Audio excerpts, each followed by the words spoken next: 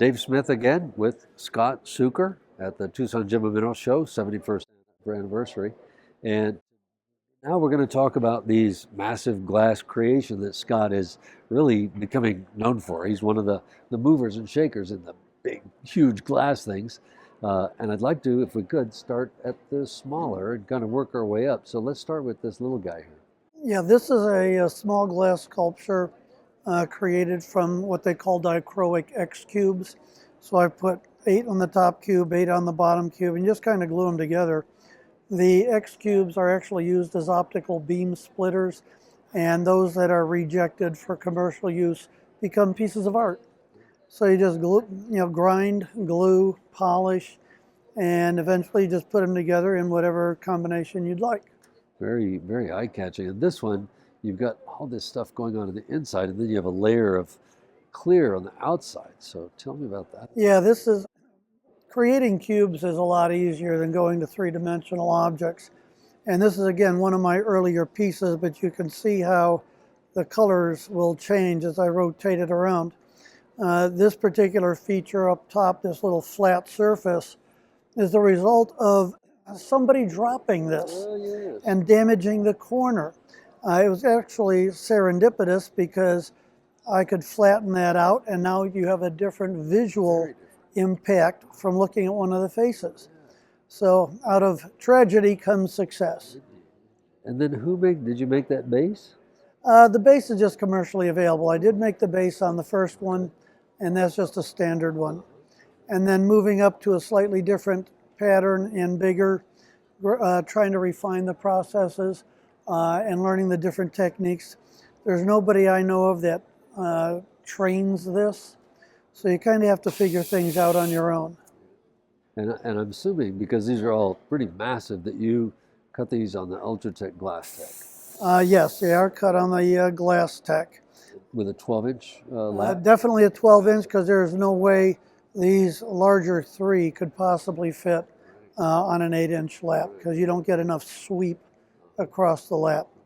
And then this one has some kind of wrinkled... Yes, this is a different type of dichroic glass, and there's many different kinds. But as you can see with my hand behind it, it's one color. And then I can hold it up to the light, and it changes color. So the dichroic, di meaning 2, and chroic meaning color. So in the Latin, it means 2 color. And you basically build these from the inside out. So you add a piece of glass to a piece of glass. Then you add another piece of glass. And you just keep cutting, grinding, polishing, gluing until you get to where you want to be. Either you're finished or you're just done and tired of messing with it. Yeah, because this is a bit like a bigger version of the one you just showed us. It is. It has a different type of dichroic glass. And one of the things I'm moving away from are the cubes. I am now going to more three-dimensional objects.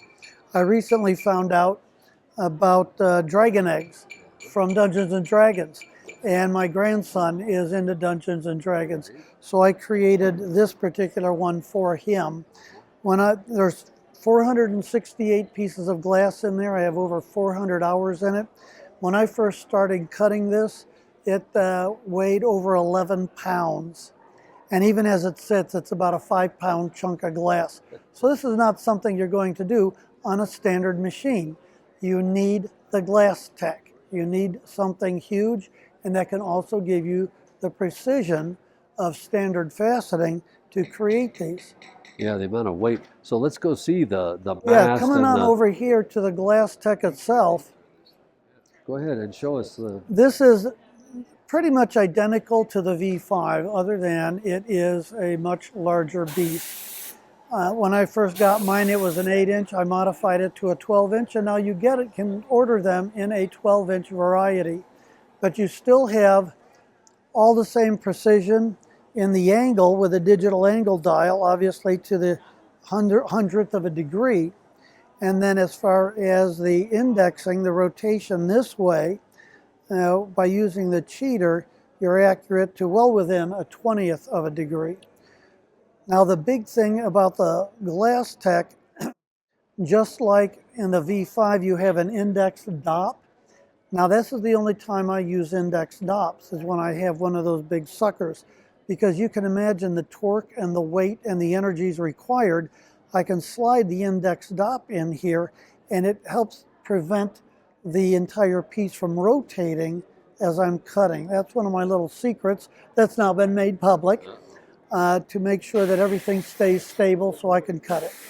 And this mast looks to be twice as thick or 1.5 times as Yeah, thick. this mast is a beast. It's absolutely necessary, because you can imagine putting an 11-pound piece of glass all the way out here and all the torque and the forces required to do it.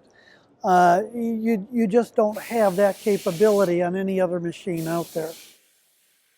Then this is a pretty Yeah, fancy this little is kind of feature. cool.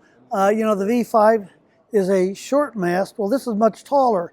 So what they've decided to do is motorize it for easy up and easy down. So then the water system is the same. The deck is much larger. Yeah, the deck is much larger just to accommodate the greater travel of the mast and to accommodate the 12-inch laps. And of course, the motor, I imagine, is a larger motor. Yeah, the motor, when the Glass Tech was originally developed, it was only 1/8 of a horsepower.